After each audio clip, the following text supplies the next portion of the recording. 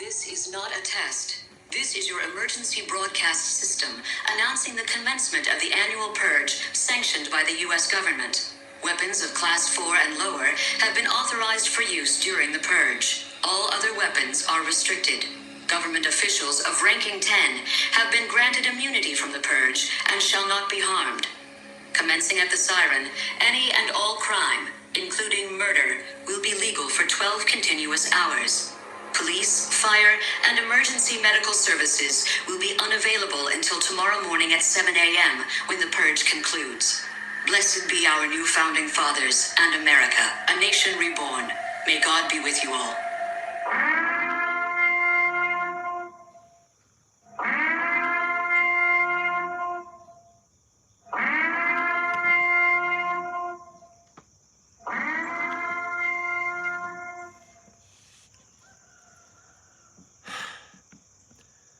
Well, good morning, Bear Nation. I heard we're doing Purge stuff.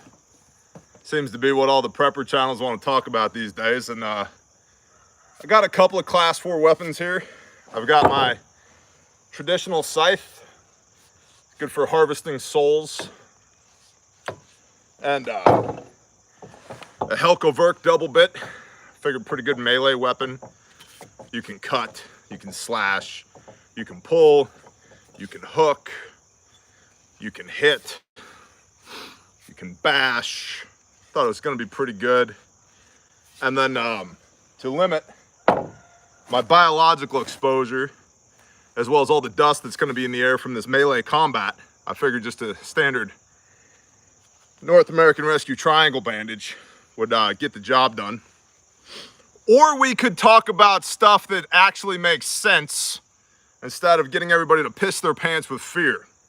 Good morning. Welcome to the Bear Independent channel. I'm Bear with bearindependent.com. Today we're going to do the brief and hopefully not talk about too much nonsense. If you're new here, welcome to the shenanigans. Please go ahead and subscribe. Ring the little bell icon. That will help us with our ongoing battle against the YouTube algorithmic robots. If you're not new here, you know what to do. Please share the show. Bear Independent Brief, 21 September 22. Bear Nationals in California already know, but there are lessons to be learned for everyone else. At around 2:30 a.m. on Monday morning, a phone service outage was reported. This outage impacted 911 call centers across the entire state of California, including the counties of Shasta, Butte, Tehama, and Siskiyou. I can't pronounce that word, so sorry if you're from Siskiyou. While 911 could be texted and local law enforcement could be called at their direct numbers, the law enforcement dispatch calls were not functional. Any call made to dispatch by cell or landline would hear nothing but a busy signal. Service was not restored until 10:30 a.m., and it was later reported that the outage was due to an AT&T fiber that was cut in Oroville, California. What or who cut the fiber is unknown at the time of this writing. Bear Nation knows each individual is their own first line of defense, hopefully. Still, it's a good idea to check to make sure that local emergency service numbers are posted inside the home for situations such as these. Now, the likelihood of this cable being cut for nefarious reasons is very, very low. I can tell you this because having worked in the subsurface utilities industry, I've run a lot of fiber. In fact, the first connector that was used to splice fiber, my dad helped design. I grew up in the power construction and telecommunications industries. So I don't know everything there is to know about fiber, but I do know a thing or two. People cut fiber optic cables all the time. Probably what happened was that the locates, call 811 before you dig, the locates were off, or an equipment operator was off. Happens all the time. About 5 years ago, the East Coast, I believe from Maryland down all the way to Florida, all the way around the Gulf Coast into Dallas-Fort Worth Metroplex in Texas, was out of telecom service because a guy on a backhoe hit a trunk cable of fiber, a huge bundle of fiber, like 500 fibers. Swiped right through it with a backhoe. Destroyed it. When I worked for the telephone company back in New Jersey, Bell Atlantic, into Verizon, there were people that go around, you know, those large boxes, metal boxes you see on the side of the road. Well, that's where all of your cross connects for your phone lines go to. And when everything was still copper, occasionally people would open those up and just go through with scissors, cut everybody out of service. Then I would have to sit there for 2 weeks, going from house to house, putting a toner in, going there, finding that tone, finding their dial tone, running a new line to it. Yep. Fragile. It's almost as if the system is fragile. I heard a guy say that one time. AT&T, last time I checked, honestly, about 5 years ago, AT&T owned approximately 80% of all the fiber in the United States.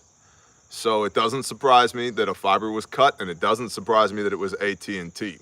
So nefarious, probably not, comma, it illustrates how fragile the system is. One dude with a Case 580 can take half the country out of service. For real. Like, it's happened before. It will happen again. And the reason we've prefaced this brief with that information is, what an interesting bit of timing that 911 was out of service in Cali, while in Illinois, we've got the Purge law going on. In Illinois, the Pretrial Fairness Act is now set to become law on the 1st of January. The motivation behind the legislation was to prevent unconvicted people from remaining in jail simply because they are unable to afford bail. There is a viral concern across the internet about this bill. Many are worried that this would, in effect, be some kind of purge law in the state, increasing danger for everyone. The Purge law refers to a 2013 horror film based on the plot premise that all crimes were legal for 12 hours. Some circulating information has now been reported to be incorrect, such as the assertion that people suspected of crimes would be released from jail en masse, or that the law would create concerning non-detainable offenses, which would force the release of dangerous criminals. Keith Pekau, P-E-K-A-U, whatever. Keith Pekau, the mayor of Orland Park, has been very vocal about his grave concerns, some of which include that the law was passed without adequate review, that it prevents officers from removing trespassers, and that it forces officers to wait 48 hours before responding to an offender in violation of electric monitoring. He's not the only one opposed to it either. State prosecutors and law enforcement officials alike are seeking to get the new law repealed. Now, let's pause for a brief moment. Ooh, we could trademark that. Up our production. A brief moment. Rabbit holes with Bear. It's not to say that the law isn't bad. It's not a great law. And it's in Illinois, so I'm not surprised that it's not a great law. It's also not, hey, we're letting all of the inmates out and everybody gets equipped with the melee weapon, and hide your kids and hide your wife because it's about to get Old Testament biblical up in these streets. Everybody march your ass to the rock pile. It's not that, right? And the reason that I bring this up is because the damn prepper sphere would have you believe that it is. Guys, we have more important things to be concerned about. You know what I use this axe for? It's not for melee combat. I fell small trees with this, I limbed small trees with this, and I split firewood with it, aka homesteading and keeping my big ass warm in the winter. That's what this is for. Well, Bear, you know, in a true survival situation, you could use that for... I'm aware, I'm totally aware, and I would imagine, I've never split a skull with this axe, but I've split a lot of wood with it, and my guess is, based upon what I know about human physiology, that the skull isn't as hard as maple is. Or oak is. So if I could split a piece of oak with this, skulls are probably on the menu. But gosh dang, people, can we deal in reality here? Can we all just be honest with one another? Why does everything have to be breathless horse shit? all the time. Did you see North Korea? Did you see China? Did you see Russia? Did you see Ukraine? Did you see the Queen died and there's a new king and he's gonna need a worldwide military operation in order to impose the new world? Yes, I saw all of that. You probably did too. If it ruined your day, you're preparing wrong. If you lost sleep over that, you're preparing wrong. If you don't know which way is up, if you can't move forward because your OODA loop is so jacked up from all the propaganda, including what's on this platform, you're preparing wrong. Operate in reality. What is matters way more than what could be, first of all. And what is matters way more than what anybody out there, myself included, could hypothesize about what could be.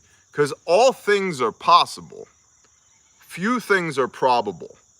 So focus on the real stuff, please and thank you. Like, did you kiss your wife today? Did you hug your kids today? Are you going to be able to go and earn today? Like, what's your 5-year plan? For life, not for SHTF, for life. What's your 5-year plan? Because I think it's going to get stupider in the next 5 years. But if I thought there was a 100% certainty that it was going to get so stupid that it'd be damn near insurvivable for everybody within the sound of my voice, I'd shut my businesses down. I'd shut my ministries down. I'd turn this effing iPhone off and just stay at home. I'd be cutting firewood from sunup till sundown. I'd be breeding sheep nonstop. Planting gardens bigger than some people's neighborhoods. I'm not. Not that I'm not making effort on those fronts, but it's not my entire focus because I don't think it's 100% probable that the freaking world ends in the next 5 years. Things will get statistically, historically more difficult than they are now. I firmly believe. How bad? I don't know. But preparedness is insurance, people. I don't think about my homeowner's insurance every day. I don't every time I get in my truck think today's gonna be the day. I slam into a ditch and total this truck. I'm gonna get hit by a Mack truck and I'm gonna be dead. Good thing I got life insurance. It's just a thing. It's a facet of my existence. It's not my existence. See, because preparedness exists to perpetuate normalcy for the people that you love. And if your normalcy is becoming abnormal because you're being inundated with all of this horse shit, you're doing it wrong. You need to take a step back. You need to breathe. You need to orient on the actual problems. And you need to live a life that's worth living now, regardless of whether or not there's a freaking purge. Regardless of what the next thing Biden says is, or the next thing that Putin does. Or did you see what Xi did? Yeah, we all saw it. Everybody saw it. Best audience on planet Earth. I know you guys saw it. I know half the time that I get on here and talk to you, you guys have already seen the stuff that we're going to talk about because we're well informed. But the point is to be informed, not gaslighted. Informed, not full of fear. Informed, not manipulated. So we can take the appropriate steps, execute on the appropriate courses of action so that we can maintain normalcy for the people that we love. And if you allow your normal now to become abnormal because of this bullshit, we've failed. Is everybody tracking on that? You get a thumbs up in the chat. Yeah, Bear, roger that. We appreciate you. Thank you. We're tracking. Okay, because I'm not a fear monger. I don't condone fear mongering. I don't want to participate in that. No fan at all. I know how to make a video that'll get 1 million views in 24 hours doing stuff like this. I don't want to, because that's not the point. If I'm not actually bringing value to you, we don't have an exchange anymore. We lose the trust that we've built. That's stupid. The whole premise is stupid, and I refuse to engage in it. And I truly, truly hope if you're within the sound of my voice that you also refuse to engage in it. That's probably why you're here. All right, back to the brief. The Purge law. On the other hand, a senior policy advisor, Sherilyn Grace, said, quote, There is no automatic extinguishing of court orders through legislative action. No one has ever suggested that on January 1st, lawful court orders evaporate and jail doors just open. What will happen, and what will always happen, is that the court will take steps to address previous orders if they have determined that the law has changed. End quote. One important point to note is that judges still have the power to keep people in jail if they believe that person may flee, or if they believe that person poses a danger to the community. While it's been reported that the law does in fact include a list of offenses that judges cannot use to detain a person without a trial, lawmakers have argued that there are many other ways to detain a person if necessary. So this gets back to discretion and intent, right?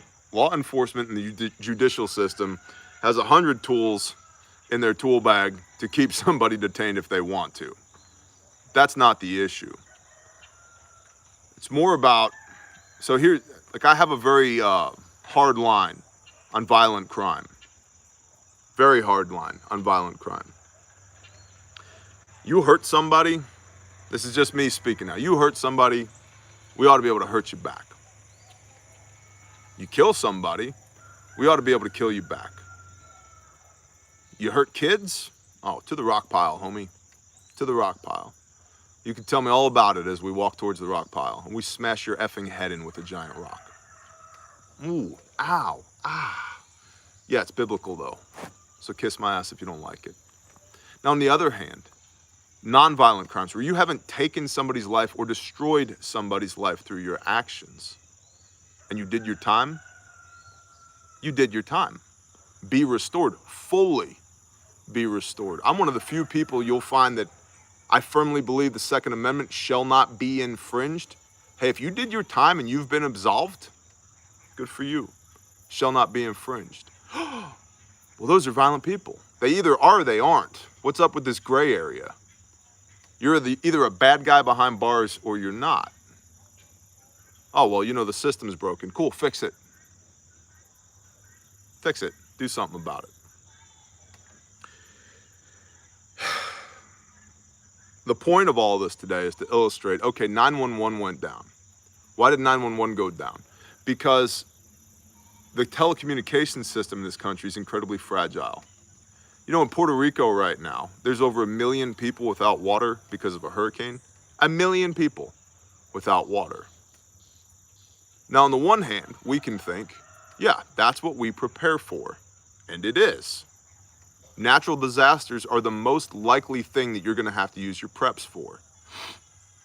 Because Grindstone Ministries, one of our ministries, has deployed 34 times for natural disasters. We've deployed 0 times because of the Purge. Just, you know, if we're keeping track here, all right? 3,400% deployment rate to 0% deployment rate. And if you know anything about math, you know, 0 is not a multiplier. Anything times 0 is 0. All right, so 1 million people are out of water. You're prepped. Cool. What's your population density? What does that look like? Because at some point, if the people around you aren't prepped, ooh, now you got a problem, right? That's why it's like nails on the chalkboard for a lot of y'all people. When I say, hey, it's time to strategically relocate, you might want to consider that. And people say, well, I'm going to stay here and I'm going to fix it. Okay, cool. If you're not running for mayor or city council or county commissioner or supporting good people who are doing that, you're not fixing anything, right? You're going to fix your whole city? Maybe you can, if you can do it. Otherwise, maybe think about, this situation is untenable. Do not become decisively engaged. And you're sitting there swarmed by the enemy, wondering why you can't get ahead in life, your quality of life sucks, everything's overwhelming, it doesn't matter how hard I try, it's just not working. It's because you're decisively engaged in a battle you can't win. Move, shoot, move, communicate, sustain. Most of y'all can't even shoot where you're at. You go for a ruck with a rifle slung, you're going to get the sheriff's department or the county PD or whoever called on you. You can't even shoot where you're at. But Barry, you don't understand. I can't move. You're right. You can't. Nailed it. Communicate. And we think communication is this. Oh, Bear's talking to the iPhone. I'm listening to the iPhone. We're communicating. Oh, that's the tip of the iceberg, homie. And then sustain. How are you supposed to sustain? Surrounded by all those people. When you don't produce any resources, you consume them. What happens when the resources get turned off? When the fiber optic line gets cut? When the power goes out? You can't plant food in your backyard. There's no food at the grocery store. Law enforcement, EMS, and fire don't work or aren't working. We've seen it over and over again in natural disaster scenarios. There is no security. The local and county leadership is in disarray because of everything that's going on. And it's just you versus the world. Unsustainable. So, no 911, check. What does that mean? No medical, no law enforcement, no fire. Do you have a medical plan? Like, do you know how to do medical stuff and have the kit? Do you have a security plan? Like, you know how to do security stuff and have the kit. Do you know how to do fire suppression and fire prevention and you have the kit? Key takeaways from that. Like, what are your systems for that look like? Because everybody's going to focus on, oh, I got security down pat. Cool. Good for you, Rambo. What happens if somebody throws a Molotov cocktail into the side of your house while somebody else is shooting at you and everybody you love is inside of your house, which is now engulfed? Never thought about that. That sucks. Yup. Or something mundane. Somebody trips down the steps, breaks their leg, and a twig goes, into their pleural space. Now they've got a puncture wound to the pleural space. Can't call 911. What are we doing? Mundane. 2/3 of casualties suffered in war. 2/3 are because of disease and logistics. No 911, no systemic logistics for you. No sanitation, now you've got disease. Those 2/3 are our fault. The other 1/3 are the bad guys. Okay, historically speaking, 2/3 of all casualties, 2/3 are from poor logistics, no commo, no diesel, no food, no shelter, and bad sanitation. Disease. Not sexy. But you know what else is, I think sexy's, it's super sexy to not die. I think that's super sexy.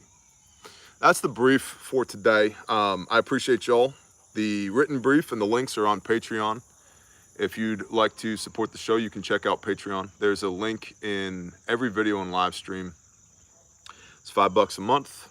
Best $5 you can spend on the internet. I promise you will find value there. If you do not, you're welcome to leave. Consider it $5 invested in potentially discovering whether or not there's value there. I firmly believe that there are, as do thousands of other people. So, patreon.com, search for Bear Independent. Thank you to everybody who supports the show. And if you're one of those people who jumps off when it's time to talk about how to support the show, here's your cue. Beat feet, skedaddle, get out of here. Have a blessed day. Shalom. Also, if you're not subscribed or if you've been unsubscribed by the algorithmic robots, please consider subscribing. I appreciate that. It helps us grow the channel. Super quick. It's National Preparedness Month. We got a promo running right now. Let's see if I can be a wise servant and pull up what the promo is.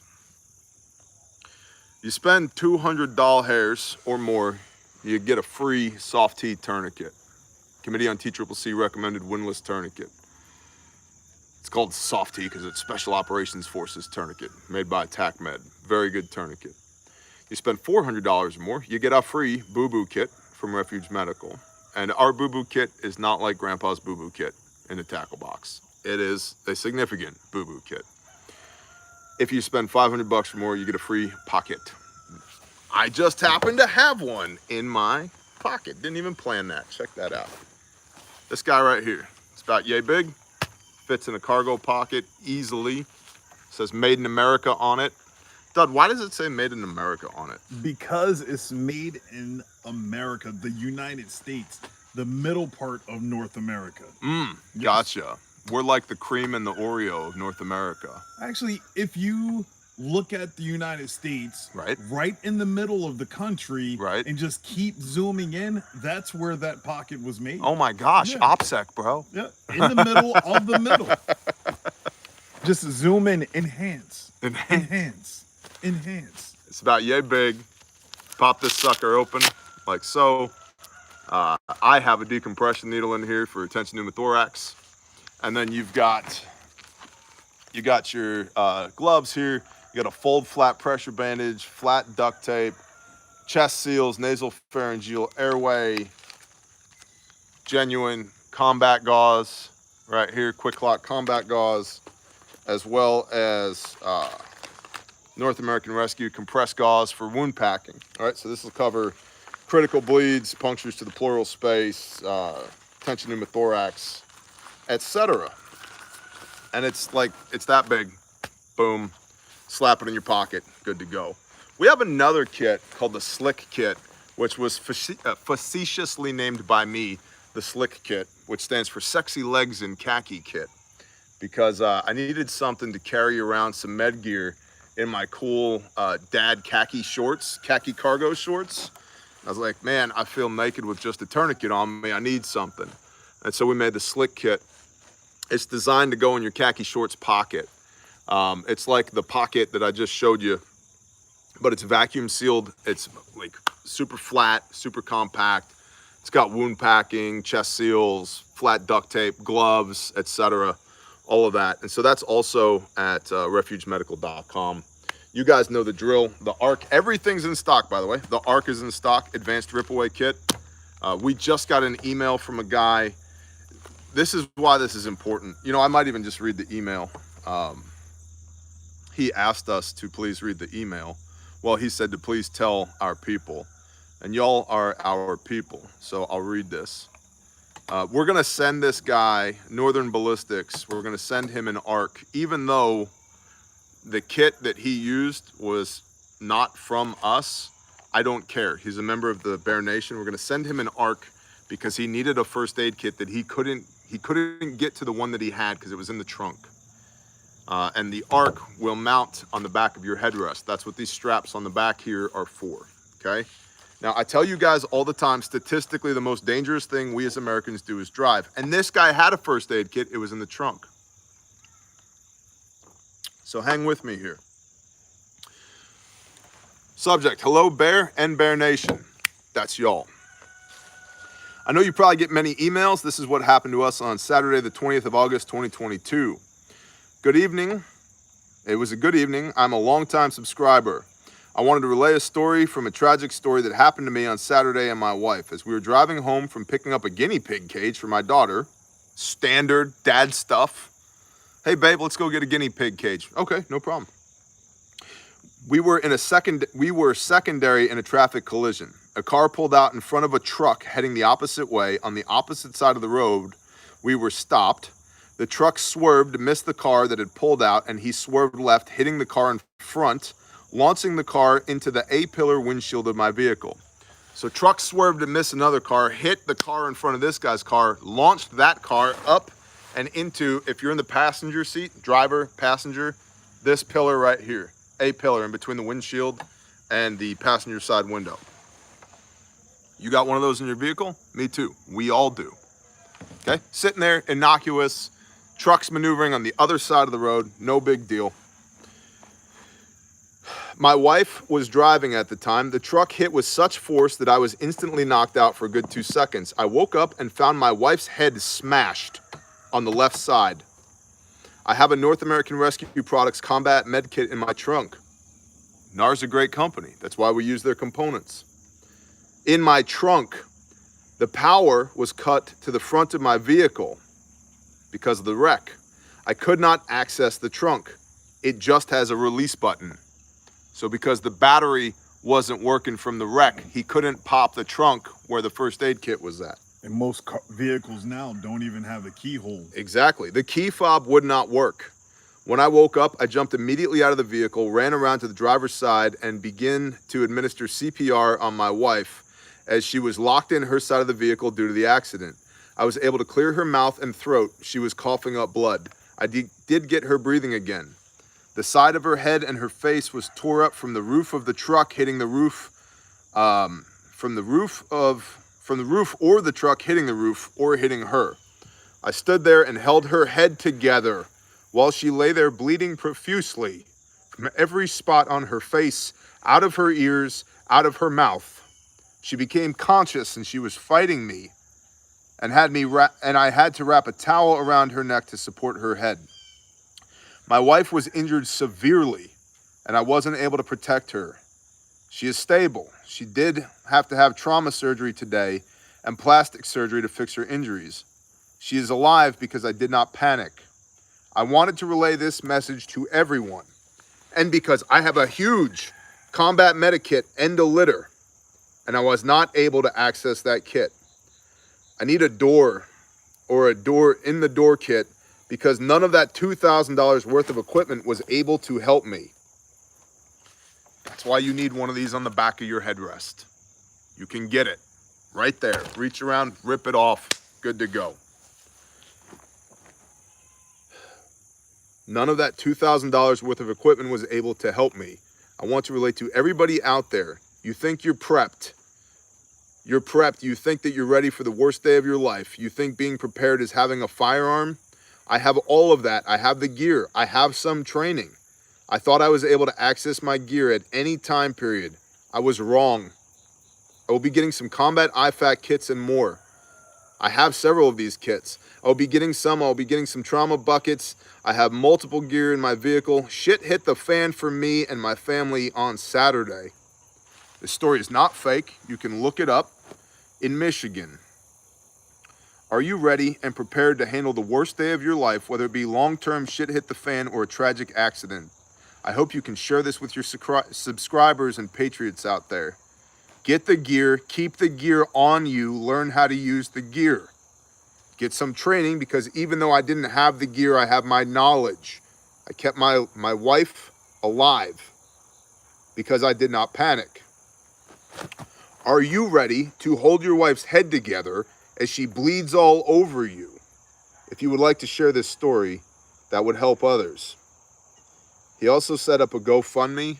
I'll be sharing the GoFundMe on Patreon. I'll tell you what. Let's see if I can grab the GoFundMe. Oh, I'm dropping the link in the chat. Oh, you got it? Yes. Bless you. But look at this production. He set up a GoFundMe. I will personally be donating to it. Refuge Medical, our company, will be donating to it. I'm also going to share it on Patreon. Shit hit the fan for this guy, right? How many times I got to tell y'all? I don't care what kind of kit you get as long as it's a good one. This guy had a North American Rescue kit. Great company. We used their components in the back of his trunk. Couldn't get to it.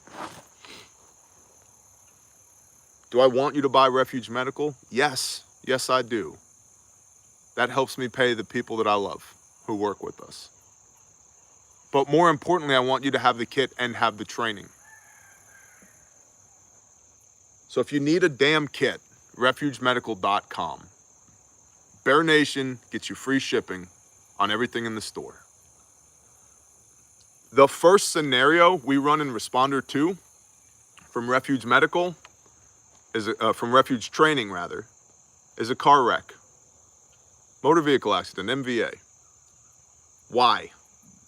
It's the most applicable to most people's 90% context. You're gonna drive today. I promise you. Maybe some of you, well, I live in the sticks, Bear. You'll drive sometime this week. It's gonna happen. The number one preventable cause of death in the United States of America is uncontrolled bleeding. If you don't have a tourniquet and know how to use it, if you don't know how to pack wounds, hey look, Bear has a tourniquet. Hey look, Bear has some C-locks in his pocket. Hey look, Bear has another tourniquet. To say nothing of the pocket. Hey look, not staged. Wear these pants every day, right, Dud? Exactly. Hey look, Bear has a pocket. Hey look, Bear has another triangle bandage and a SWAT tee. In my pockets. Because it doesn't matter if you don't have it on you. Just like you can have the coolest EDC pistol ever. You can shoot 4-second El Pres drills with it. Awesome. If you don't have it with you, it don't matter. This is the shit that matters. Not the purge law in Illinois. This is the shit that matters.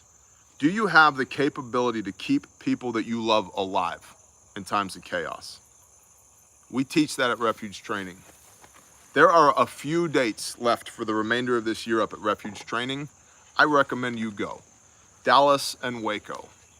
Dallas has an international airport in it. You can get there if you want to. Waco ain't that far outside of Dallas. And did you know there's an international airport in Dallas? The facility in Waco is excellent. That is a great place to do a Responder 3. I recommend you go strongly. Get training.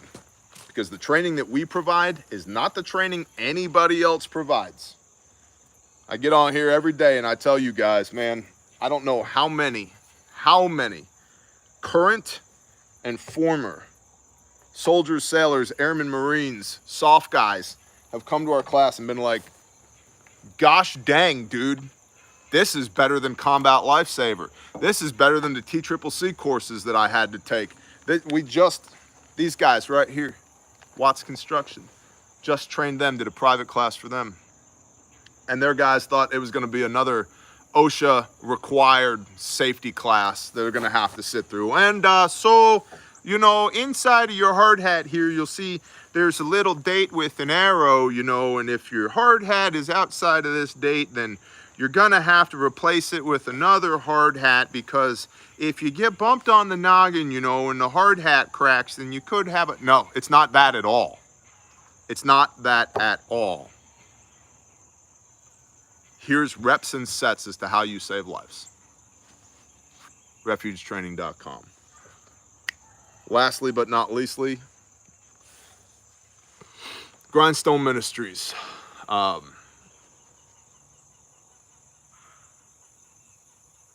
I don't want this to sound facetious, but every one of y'all that supports Grindstone through prayer and through action and through monetary support, I lift you guys up in prayer every day, because we could not do what we do without you.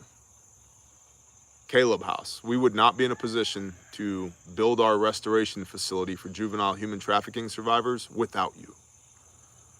We would not be in a position to go recover people who have been victims of sex crimes without you. We literally would not be able to do what we do without you. I mean it. We have the best audience on the face of the earth, bar none. You boys and girls have poured in so much that it's overwhelming. We couldn't do this without you. And every time I think we're dead in the water, y'all show up. And so thank you for allowing the Father to use you to partner with us to be able to do deep and meaningful things to literally save the lives of the least of these. Like, we're talking about kids that were passed around as product. Kids that were forced to produce illicit materials. Kids that have been traded over and over and over again. I was just working a case on a girl. She's not even a teenager yet. Her documented abuse began at age 3.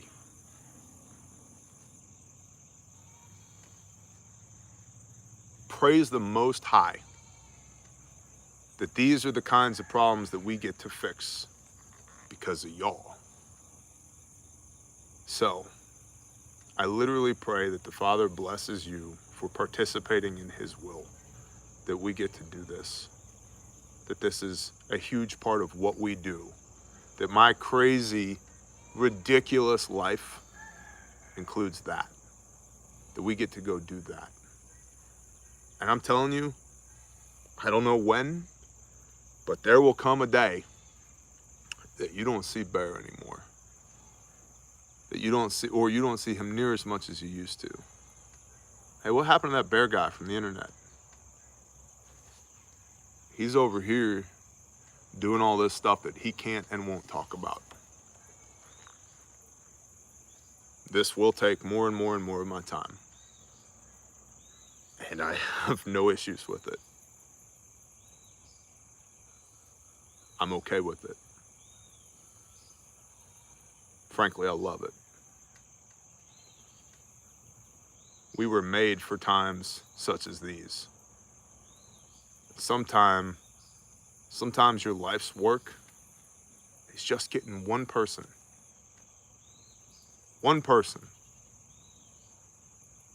and pulling them back from the brink of disaster. And so I am humbled and amazed by what the Father does and how he does it.